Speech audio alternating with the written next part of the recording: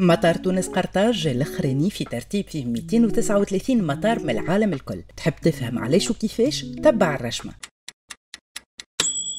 التصنيف عملته شركة اير هيلب الألمانية، وهي من مؤسسي رابطة المدافعين عن حقوق المسافرين. التصنيف هذا اعتمد على 3 معايير، كما مستوى المطاعم والمحلات اللي خذينا فيه 6.1 على 10، فما زاد آراء المسافرين وهذه جبنا فيها 6.2، وعلى دقة مواعيد الرحلات اللي خذينا فيه 4.8 أكاهو. النائبة ألفة المرواني تفاعلت مع الموضوع، قالت اللي حاجة باهية كي مصنفين، وذكرت اللي فما 4000 مطار في قاعدة بيانات الموقع، أما ظهر فيها نسيت اللي عنا 8 مطارات أخرين ما تمش تصنيفهم جملة: مطار جربة جرجيس، انفيضة، مطار سقانس المستير، صفاقس، تبرقة، توزر، جابس وقفصة.